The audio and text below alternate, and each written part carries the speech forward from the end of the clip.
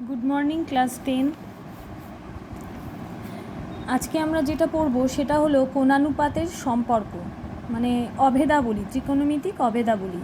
তোমাদের এর আগেই আমি এই সূত্রগুলো লিখিয়ে দিয়েছিলাম। Sine square theta plus cos square theta is equal to 1, sec square theta minus tan square theta is equal to 1, আর একটা হলো cosec square theta minus cot square theta is equal to 1। এটা হচ্ছে সাইনের সাথে কসের সম্পর্ক, সেকের সাথে ট্যানের সম্পর্ক, কোসেকের সাথে কটের সম্পর্ক। মানে কি, সাইন যদি আমি জানি তাহলে আমি কস বার করতে পারবো, বা কস যদি জানি সেই ঠিক একইভাবে সাইন বার করতে পারবো। ঠিক একই রকম কথাই প্রযোজ্য সেক থিটার ক্ষেত্রে, ট্যান থিটার ক্ষেত্রে, কোসেক থিটার ক্ষেত্রে, কট থিটার ক্ষেত্রে। এবার হলো প্রমাণ। তাহলে এই প্রত্যেকটা প্রমাণ আমাদের অনেক সময় কিন্তু 3 নম্বরের প্রশ্ন থাকে। প্রমাণটা কি? প্রথমে আমি একটা সমকোণী ত্রিভুজ নিয়ে নেব প্রত্যেকটার ক্ষেত্রেই, কারণ আমি প্রথমেই বলেছি আমরা ত্রিকোণমিতিতে যে ত্রিভুজগুলো আঁকবো বেশিরভাগই মানে সবই আমাদের হবে সমকোণী ত্রিভুজের ওপরে। তাহলে এবিসি সমকোণী ত্রিভুজের আমরা কি জানি? অতিভুজ স্কোয়ার ইজ ইকুয়াল টু লম্ব স্কোয়ার প্লাস ভূমি স্কোয়ার। এখানে লম্বকে এবি, ভূমিকে বিসি, আর অতিভুজকে এসি। তাহলে আমি কি লিখলাম? লম্ব স্কোয়ার প্লাস ভূমি স্কোয়ার ইজ ইকুয়াল টু অতিভুজ স্কোয়ার, মানে AB square plus BC square is equal to AC square. এবার একটা জিনিস প্রমাণ করতে গিয়ে দেখো, কস আর সাইন আছে। সাইন থিটা মানে কি? লম্ব বাই অতিভুজ, নিচে কে আছে? অতিভুজ। আবার কস থিটাও মানে কি? ভূমি বাই অতিভুজ, নিচে কে আছে? অতিভুজ। তাহলে নিচে যেটা আছে তার মানে দুটোর ক্ষেত্রেই কে আছে? অতিভুজ। তাহলে এখানে অতিভুজকে এসি। আমি কি করব? এসি দিয়ে উভয় পক্ষকে ভাগ করে দেবো। তাহলে এসি স্কোয়ার দিয়ে ভাগ করে দিলাম, এখানেও ভাগ করে দিলাম। এটা কত এলো? 1। আর এটা মানে কি? AB square by AC square plus BC square by AC square. তার মানে আমি পরের লাইনে কি লিখতে পারি? AB by AC whole square, BC by AC whole square.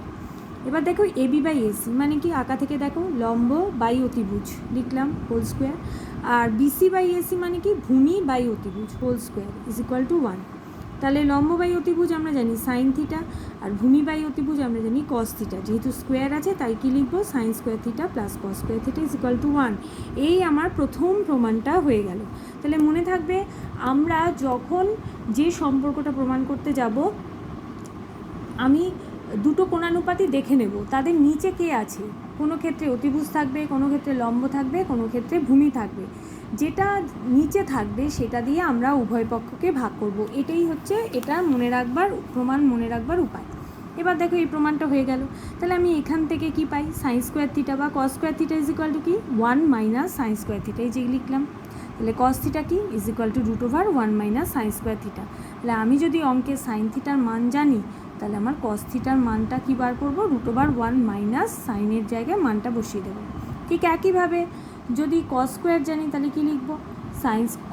Sign square theta is equal to 1 minus cos square theta, আর sine theta is equal to 1 minus √1 minus cos square theta.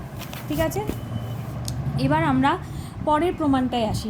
Sec square theta minus tan square theta. Sec theta মানে কি?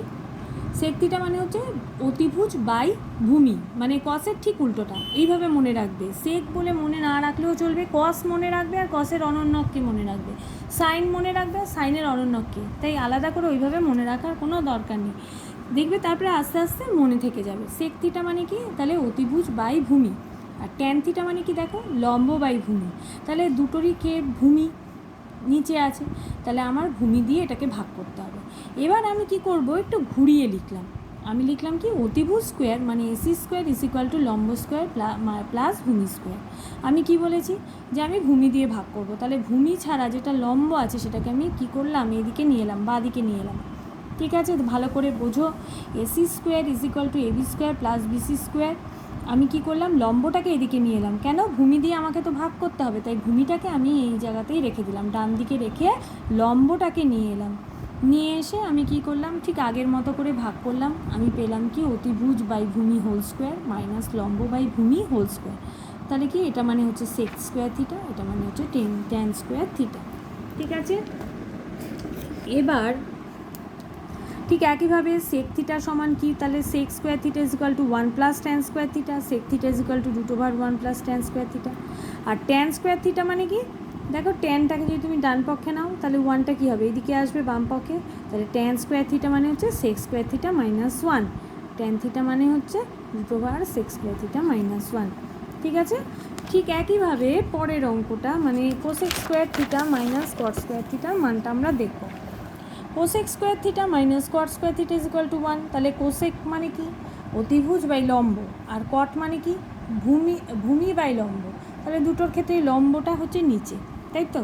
তাহলে আমি ঠিক একইভাবে অতিভুজ square is equal to লম্ব square বা ভূমি স্কোয়ার লিখলাম, লম্বটা বাদ দিয়ে ভূমিটাকে আমি এবার বাদিকে আনলাম, ঠিক একইভাবে লম্ব স্কোয়ার দিয়ে আমি দুদিকেই কী করলাম, ভাগ করলাম, ভাগ করে আমি পেলাম অতিভুজ বাই লম্ব হোল স্কোয়ার বাই ভূমি বাই লম্ব হোল স্কোয়ার, তাহলে কী পেলাম cosec square theta minus cot square theta is equal to 1। তাহলে কোসেক স্কোয়ার থিটা কি 1 plus cot square theta, cosec theta মানে হচ্ছে 1 plus √1 plus cot square theta, আবার cot square theta is equal to cosec square theta minus 1, cot theta সমান এত। ঠিক আছে, তাহলে এই তিনটে প্রমাণ আমাদের করতে হবে। এবার তোমাদের বইতেও দেখবে আছে, আমিও লিখে দিয়েছি, এই প্রমাণগুলো না 1 নম্বর কি 2 নম্বরের কোশ্চেনে কিন্তু খুব আসে, যে দেখাও যে ট্যান থিটার মান 1-এর বেশি 1-এর কম এবং 1-এর সমান হতে পারে। দেখো আমরা জানি কি tan theta is equal to লম্ব বাই ভূমি, যদি লম্ব গ্রেটার দ্যান ভূমি হয় তাহলে ট্যান থিটা কী হবে, গ্রেটার দ্যান 1 হবে, যদি লম্ব লেস দ্যান ভূমি হয় তাহলে ট্যান থিটা লেস দ্যান 1 হবে, আর যদি লম্ব ইজ ইকুয়াল টু ভূমি হয় তাহলে tan theta is equal to 1 হবে, তার মানে সব ক্ষেত্রে এটা ঠিক হবে। এবার বলি যে ট্যান ইজ ইকুয়াল টু √2 কী হতে পারে, √2 এর মান কত 1.414, তাহলে √2 গ্রেটার দ্যান 1 সবসময়ই হবে, তাই tan theta is equal two √2 হতে পারে। ঠিক একইভাবে আরেকটা দিয়েছে cosec theta is equal to অতিভুজ বাই লম্ব, অতিভুজ সবসময় লম্ব থেকে বড়, তাহলে অতিভুজ বাই লম্ব কী হবে, গ্রেটার দ্যান 1 হবে। বলেছে কোসেক থিটা √3 হওয়া সম্ভব কি, তাহলে √3 গ্রেটার দ্যান 1 সবসময়, কারণ √3 এর মান হচ্ছে 1.732, তাহলে কোসেক থিটার মান সর্বদাই কী হতে পারে না √3 এর সমান হওয়া সম্ভব। ঠিক আছে, আচ্ছা এটা ভালো করে লিখে নেবে খাতার মধ্যে, পরের দিন থেকে অঙ্ক শুরু হবে।